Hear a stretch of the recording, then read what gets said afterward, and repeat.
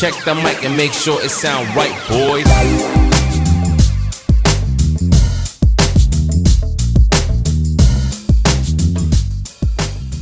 Hey, what's good, ladies and gentlemen, and welcome to another episode of Let's Do This Together podcast. I'm your host, Arnold Telega Arda. Thank you guys for joining me on this ride. I hope you guys had a great weekend. Happy Monday to you all. March is about to end. How crazy is that?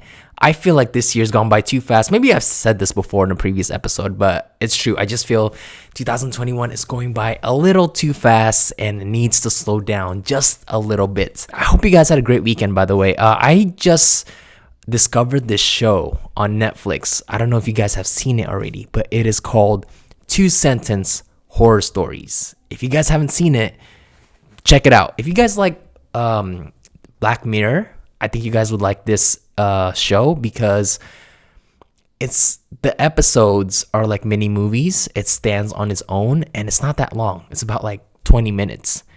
And it's kind of like, I guess it's scary, but not all of them deal with ghosts. Some of them deal with urban legends, urban myths, and just really dark, creepy things. So I highly recommend it if you guys are into it. If this is your first time listening to this podcast, welcome. This is a podcast where we try to navigate the journey of life together. We are on iTunes, Spotify, Instagram, and YouTube. Did I miss anything? Yeah, all those platforms at Let's Do This Together podcast. Feel free to tag me on Instagram as well at Let's Do This Together podcast. And before we jump into the episode, I quickly want to give a shout out to Jennifer Oyubu. I hope I pronounced that right.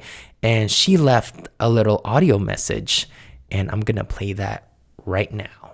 This podcast was really helpful to me. Like, I really needed this podcast so much because I'm someone that, my sleep pattern is messed up, and, I tend to, because I'm a YouTuber myself, so I tend to, like an upcoming YouTuber, so I'm learning to discipline myself. Like, every day I set my alarm for 5 a.m. even if I necessarily don't wake up at 5 a.m., but at least I try every day to improve and to do that one thing and to do my routine that will keep me sane. Like, wake up in the morning, arrange my space, clean my space, and set up what I want to film for the day or do a research or edit a video. It's a bit of a struggle because I just started, but I know if I keep at it, I'll definitely get better. So thank you. Thank you, Jennifer. Proud of you for doing all those things. And one thing that you did mention that I forgot to mention on that episode is having a clean space and how important it is for your mental health to have a clean space. It kind of declutters your mind a little bit when your workspace or your house is, clean, and everything's where it's supposed to be. It just helps you become more productive, and you cover that on this message. But thank you so much, Jennifer, for that amazing message. Really means a lot to me, and thank you for being a listener to this podcast. And if you guys haven't, feel free to leave a review on Apple Podcasts and iTunes. If you guys like what you hear, let me know what I can do better. And the mic just went down. And feel free to also leave me a 5-star rating if you guys like what you hear. This episode is very special to me because I have my friend Fred Rosser as a guest, and Fred Rosser, better known in the wrestling world as Darren Young from WWE, made history when he became the first ever openly gay WWE wrestler. He came out in 2015 during a TMZ interview, and what's crazy is when it happened, he didn't even mean to come out. The reporter just randomly asked him what he thought about possible wrestlers being gay in WWE, and he decided to tell his truth right there and then. And when it happened, the whole world exploded because at the time there was no active wrestler that ever came out as gay, and Fred was the first one to ever do it. So he is definitely a trailblazer for the LGBTQ community, and also the LGBTQ community in the wrestling world as well, because a lot of people followed in his footsteps after he came out. So super proud of him. This is a really cool interview. He talks about being interviewed by Ellen DeGeneres when the whole thing happened. He talked about how he felt when he was approached by TMZ and he abruptly came out, and how his peers in the world of professional wrestling, especially in WWE, reacted. We also talk about how he felt about being in the closet for so long, for over the first 20 plus years of his life. He had to hide who he truly was, and he talks about how hard that was for him. And he also talked about how his life has changed for the better ever since he decided to come out. So this is a super, super powerful interview. I encourage you guys to listen to it. I'm very proud of my friend Fred, and I think he really has a cool story to tell. So it was my honor to give him the platform to tell his story, because it's an amazing one. So with that said, ladies and gentlemen, I give you Mr. No Days Off, Fred Rosser, formerly known as Darren Young in the WWE. Hey, what's up? There he is, the man of the hour. Yeah, my bad. I'm late. I literally just got done with the gym. I just threw on a tank top. I'm naked from the waist down, so I apologize. Don't lie, Fred. You forgot. You forgot about this session. Well, good seeing you, man. We're diving right into it. Hope you don't mind. Yeah, I don't mind, man. I don't mind. You're the boss. Well, listen, man. I've known you for almost 2 or 3 years now, I want to say. I go by when I was released. When I was released, that's how I met you. So my career with WWE ended and my relationship with you began. Yes, a chapter closes, another chapter opens. Am I right? You got it. Well, let's talk about that for a second, man. I think everyone knows that I'm a big wrestling fan, so obviously I know who you were, and it just so happens I think it's so cool how I feel fate happens, because my dog Junior, he doesn't like to walk. Well, he loves to walk now in the OC, but back in LA, he did not like to walk. I would have to convince him to walk, and it was one of those rare days where he agreed to walk with me, and it just so happens that that's when we met. So we were neighbors. I was walking Junior, and from far away, I saw you, and I'm like, oh my gosh, that is WWE Fred Rosser. And usually I wouldn't want to invade your privacy like that, because you were doing your thing, but we already made eye contact and you were smiling at me. So I was like, okay, the conversation seems welcome here. So I'm gonna let you take over the rest of that story, man. I'm terrible at telling stories, man. But yeah, man. When I first laid eyes on my bro, I was like, man, who the heck is this guy? And then into our conversation when you were like, yeah, my wife. And then when you said my wife, that music, wah, wah, wah.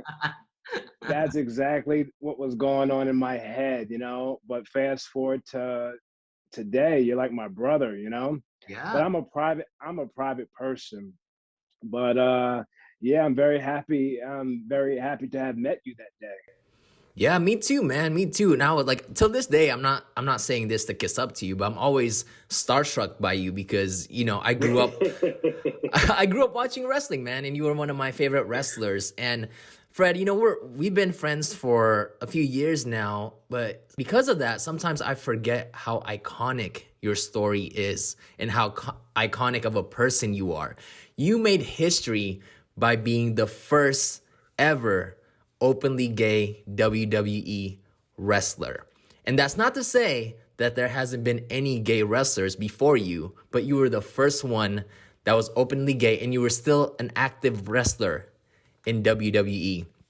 And obviously I know who you are, but because of that story, more people knew who you were, right? Even my wife Hart knows who you were, because I remember the day that you came out, I told her like, hey, Lovey, check this out. This wrestler that I knew came out, and I had no idea because I thought my gaydar was pretty good.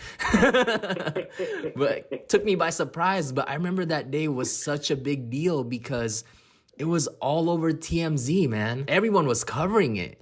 And what's really cool about that story is the fact that you didn't even intend to come out that day. it just so happens that it just came out of your mouth. You wanna take us on that ride? Yeah, absolutely. I've probably shared the story with you and the world thousands of times. It feels like it.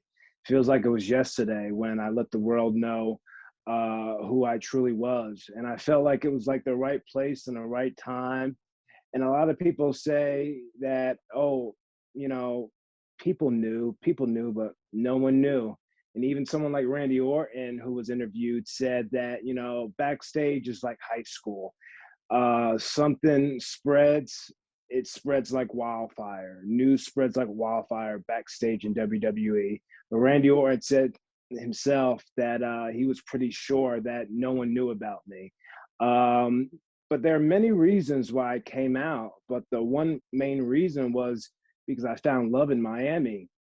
um, I was tired of living that double life. I was tired of being affectionate behind closed doors with I hate using the word partner, but my boyfriend, and then being like bros uh, on the outside, when we lived in Miami Beach. So the main reason I came out ultimately because I wanted to be able to bring him to red carpets, to WWE red carpets. I wanted to be able to bring him backstage into the masculine world of professional wrestling, and I was able to do it. And my coming out story had a galvanic effect, and I got to use big words with you, Arnold, but galvanic means sudden change in the entertainment and sports world. And I say daily, I'm not the first and I'm not the last, but I am someone that has paved the way for other LGBTQ athletes to be and accept themselves. And the way you came out felt really smooth too, because I remember the TMZ reporter just caught you. I believe it was LAX, right? It was in LA. It was Yes. for a WWE Yes. pay-per-view called SummerSlam, which usually takes place in LA. And you were I think you were waiting for your luggage. And the guy that was interviewing you didn't even know you were gay. And he just randomly asked, hey, what are your thoughts on wrestlers being gay? And I still remember that footage. You just kind of like laughed to yourself a little bit, and that's when you told him like, hey, listen, I'm gay. Like, so what? Is that do you see me any differently? And I just thought you did it so smooth, and you seemed so calm and collected. But how did you feel at that moment, and how did you feel after you got done talking to that reporter? I say it all the time. When I was done with the interview or the impromptu interview, I said to myself, what the hell did I just say? What the hell did I just do? Because at the time, WWE never had a relationship with TMZ. Now, 2021, WWE has a relationship with TMZ and all of the big media outlets. But at the time, WWE didn't have a relationship with TMZ. And when I said what I said, what's going to happen? So I called up WWE and I told them what had happened. TMZ had approached me and I said what I said, and they assured me that everything would be okay. And I didn't realize that my story was a big deal until, of all people, the icon Cher, that we all know, reached out to me on social media. And she said, because of her hearing my story, one of her friends is a big wrestling fan. So he came out. So it was that minute that I realized that my story was a big freaking deal. So talking to Stephanie McMahon, talking to Jane Getty, who was in charge of talent relations, charge of WWE superstars like myself, they all assured me everything was going to be okay. And the day I came out, the following day, I had to do my first ever anti-bullying Be a Star campaign that WWE does. We go to schools across the world and we talk to kids about not bullying. And I came out publicly to the world. The next day, I had to do this Be a Star, and I told Stephanie McMahon, Vince McMahon's daughter, over the phone, I said, I can't do this. I can't do this Be a Star because I don't know what people are going to say. I'm just a nervous wreck, but she gave me the confidence that I needed to do my first ever Be a Star. And then from then on, I became almost like the poster boy for the Be a Star campaign. So definitely Cher reaching out to me, I realized that my story my story was a big deal. And I always say daily that my fight is much more bigger than in the ring. You've heard it, Arnold. My fight, in all actuality, is fighting bigotry and hatred outside of the ring and trying to be the voice of the voiceless when it comes to not only the LGBTQ community, but anyone that gets bullied into silence, especially these crazy times today. We have to have each other's back. We talked earlier this morning through text, me telling you to always know your surroundings. And that's not me just being funny, because I'm not, because my mom tells me that all the time. Sonny, know your surroundings, put God first and put mommy second. So in these crazy times, we got to have each other's back. But yeah, my story had a galvanic effect on the entire world. You can definitely say that again, man, because that day it spread like wildfire, and TMZ even went to interview some of my favorite wrestlers like Shawn Michaels and even a mainstream star like John Cena. They went up to John Cena and said, "Hey, listen, did you hear about the news that, Darren Young, aka Fred Rosser, came out today?" And they all seem super supportive, and your story got so big. Not necessarily Shawn Michaels. Shawn Michaels, one of my all-time favorite wrestlers, but he kind of nonchalantly, when he was asked about me, I remember seeing the interview. He was walking, saying, "It's nothing normal. So what? Being gay has been around for a long time. Yeah, it's been around for a long time, but not someone like me coming out publicly and saying, this is who I am, take it or leave it." So he was kind of like whatever about it, but it was really the guys like Randy Orton, Big Show, CM Punk, Mark Henry, Sheamus, Kalisto from WWE, a plethora of so many WWE superstars that made it a lot easier for me to walk into a locker room. And because of your story, you actually got invited to the Ellen DeGeneres show. How was that experience for you? Yeah, I've always been a big fan of Ellen. She's funny, she's witty, she's beautiful. But having the opportunity to be on her show to share my story was just the beginning. And I remember when WWE, when I first came out, I almost felt like they forced media training on me. And when I came out, I was like, "You're not going to tell me what to say. I'm going to say whatever I want to say." But in all actuality, the media training that WWE gave me, it helped me out so much. And I still use it to this day because it helps me become a better storyteller. It helps me gather my stories and share them with the world. I say it on our podcast daily. Don't die with a story and you tell it. So having the opportunity to do Ellen and having Nikki, who is my ex, but is a great friend of mine still to this day, having him there to support me. And he so eloquently spoke highly of me and my situation and just being a support system for the LGBTQ community. It was a lot of fun. And Ellen has a thing where she gives guests gifts, and she actually gave me like a brand new pair of wrestling boots. No way. A brand new pair of wrestling boots with her face on it. It was like bedazzled. It's like way on I'd have to look for the picture, but it's way on my IG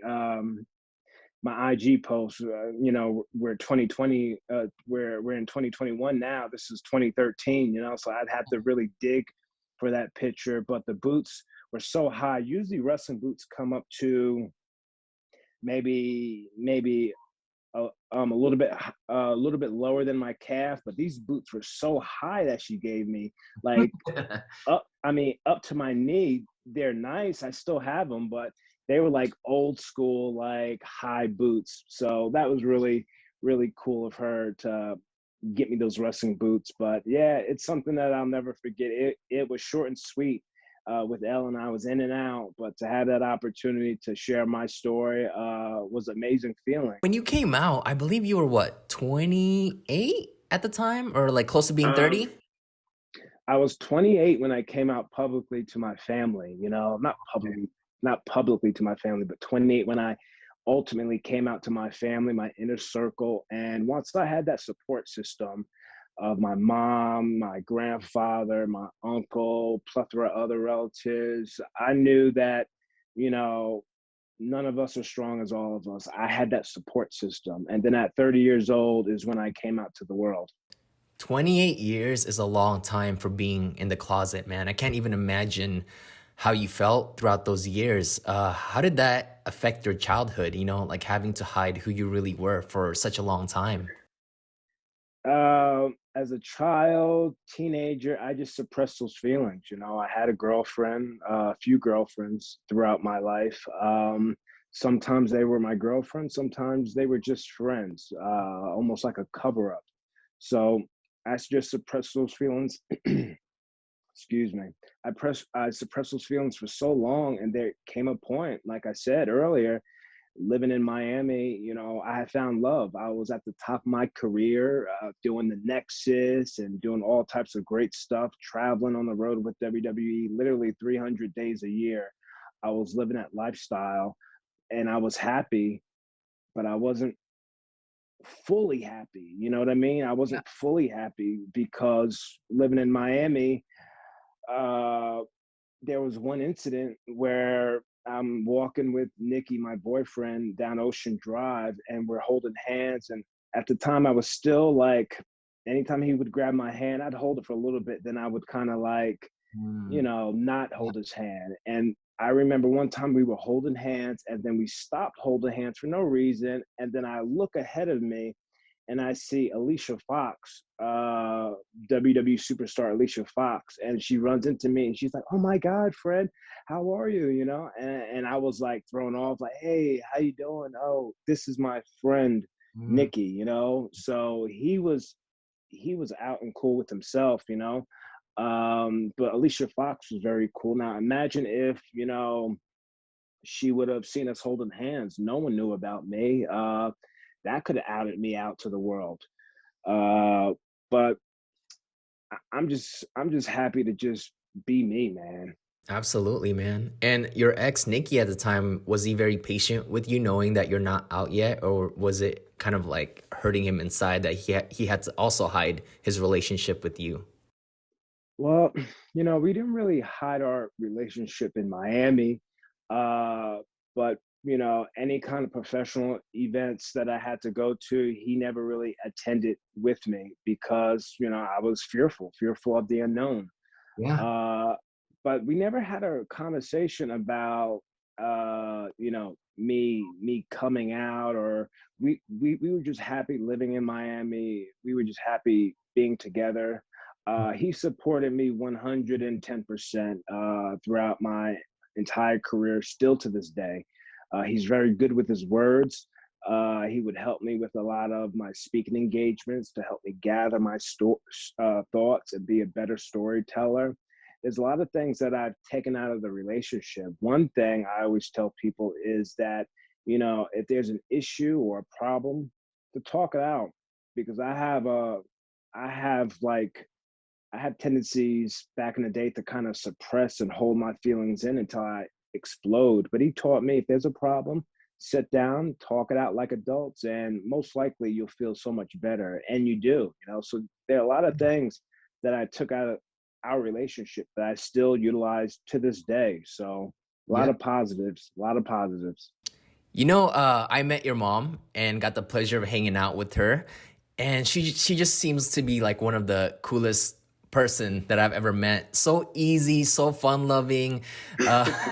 She needs her own show, man. She's hilarious. Yeah. But I'm curious with how cool she seems to be.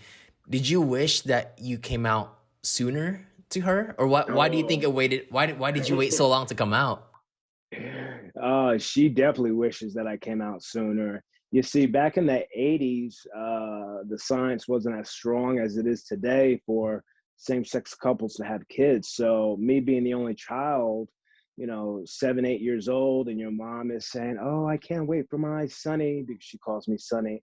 "I Yeah. can't wait for my sonny to have kids and I can be a grandmother," and stuff like that. And when you hear that, no one wants to let the mom down. So that's when, as a kid and a teenager, you just suppress those feelings and you just um, uh, I just had those hidden blocks. And I realized once I came out, once you unlock those blocks that are holding you back, you get access to, so much cool stuff. And she always says she wishes that I was out earlier, because when I was a kid, she was always clubbing. I always say the one thing about my dad is that he always had a hot meal on the table for me as a kid. He was always there at my sporting events, while my mom was at the clubs on the weekends dropping it low. But the roles have reversed now. Now she's always at my speaking engagements. She's always at my wrestling events. She's always shown me so much support. And you just said about us, or her, having her own show. In 2020, before the pandemic hit, I was involved in my first ever off-Broadway musical about marriage equality in New York, and I was there for about a month. And it was a reality TV project the where reality TV and theater team up to put on this reality TV project. And she was a part of it, and she was a special part of the show, because she would show up to rehearsals, snapping pictures in the director's way, saying that this isn't how it's supposed to be done on the Broadway stage. She was just she was a sight to see. So you talk about her having her own show. She's pretty close to debuting a show. Fred, like after you came out, was it almost like instant gratification for you? Did you feel like all this weight lifted off of you now, because now you get to do a lot of things that you've wanted to do freely? Like I believe it was 2019 or so. It wasn't your first time, but it was my first time. We went to the LA, what is it called? The LA Pride Parade together, right? So you get to do Oh yeah. you get to do things like that now. So how did that feel, being able to go out there and live freely as your full self? Well, one, I don't have to do interviews or wrestling interviews like this, trying to deepen my voice and sound more masculine and tougher. I don't have to do that. I can just talk like this and be myself. And I can be as tough as I want, or I can be as sassy as I want. I'm not afraid to just be me. Mm-hmm. And I was always afraid. My mom would always go to the pride parades in the 90s and the early 2000s. She had tons of gay friends, and sometimes they would come by the house, and they were very kind to me. But again, I would put put up this put up these roadblocks. I wouldn't let these people in totally. They would be nice to me, but when they would leave, I would be like, oh, he's gay or she's gay. When all actuality, I was living a lie myself. So I just want to erase that stigma behind going to gay pride parades, and just being a support system. So when I got the opportunity, even before you went to the pride parade with me in LA, when I first had my opportunity to do my first ever pride parade was in New York, and just to see, the people having fun, and everyone all smiles and all love, and just showing support for one another was awesome for me. I didn't have to hide. I didn't, it was something I've always wanted to do. As a kid, I was always intimidated in drag queens, because they're just so bubbly and so flamboyant, but in the back of my head, I would always say, man, these people got so much confidence, they got so much swag, they're creative. And now that I'm able to, embrace them and be in a pride parade with them, it definitely meant the world to me. I say daily. Every day is a coming out experience. You come out on the internet, you come out at the supermarket, you come out at Foot Locker. I'm just naming places because, you know, if you didn't know me, you'd be like, man, you're a big guy. What do you do? Oh, I wrestle. Oh, wow, man, the girls must go crazy for you. Maybe. Oh, wow, man. What's your name? Fred Rosser's my real name. And then immediately you or someone else that don't know me looks you up. Man, who's this guy?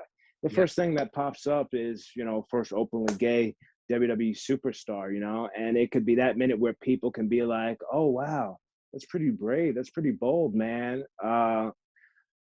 That's that's great, man. Or they could be like, huh, I don't want anything to do with him, And that's where that whole saying, if they don't know you personally, you don't take it personal. So always, always, I could be at the airport, like I said, and people just, wow, are you a football player?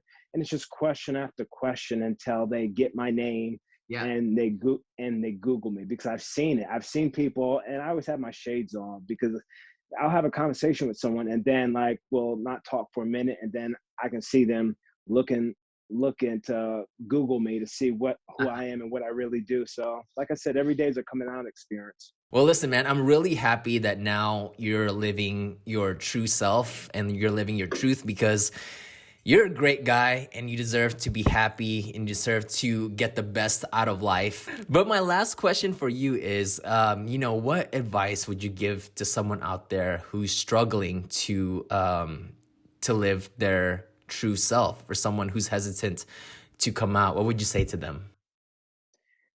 Like I say daily, don't die with the story, and you tell it. And if you don't have anyone in your family that supports you, be a part of my family on social media. My social media, I say all the time, is an open diary to the world. And no one should ever hold a gun to your head as to when you should come out. You come out when you're good and ready. But let me tell you, baby, when you do come out, you get access, like I said earlier, to so much cool stuff. And my fight don't stop, my grind don't stop. And you know, I don't post on my social media for the thousands that might hate on me. I post for that one person that is inspired and motivated and ready to cross that finish line with me. And I always say I'm not a doctor, and I'm not a doctor, and I'm not a psychiatrist. I was about to say lawyer.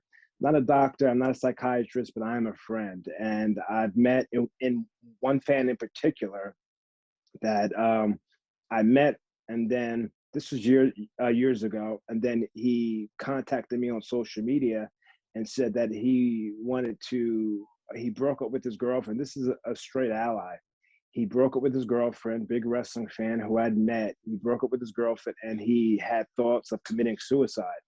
And that's when I had to send him video messages through the DM and just talk him out of it and be a friend. Like I said, not a doctor, not a psychiatrist, but a friend. And fast forward to now, he's probably going to be getting married to a new girlfriend, So I could have saved a life, you know what I mean? Because he had thoughts, he was serious. He had thoughts of committing suicide. So if I didn't respond to him, who knows what would have happened. So I always say every time my feet touch the ground, someone is counting on me in any way, shape, form, or possible, whether it's the LGBTQ community or anyone that gets bullied for various reasons. So to anyone, be a part of my family on social media, because none of us are strong as all of us. Block the hate, salute the great. That's beautiful, and that's really powerful, man.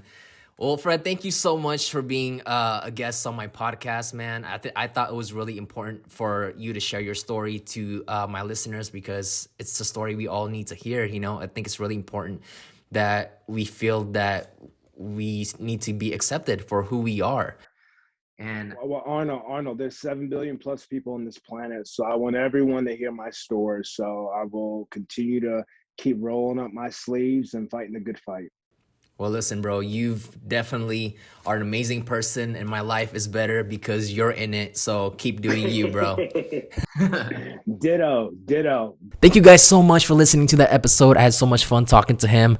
I've known his story for quite a while now, but it's always empowering to hear it over and over again, because it just never gets old. It's a fascinating story, and I think he shows a lot of courage. He shows a lot of strength. And he's just a good dude overall. And I love how he wants to be there for everyone, and he wants everyone to feel comfortable in their own skin. And so do I. I think it's really important to live your true, authentic life. All right, guys, that does it for this episode. I hope you guys enjoyed it. Don't forget to follow me on Instagram at Let's Do This Together Podcast. And we are also on YouTube, Spotify, and Apple Podcasts and iTunes, all that good stuff. So make sure to give me a follow there. And with that said, I hope you guys have a great week. And until then, we'll see you next time.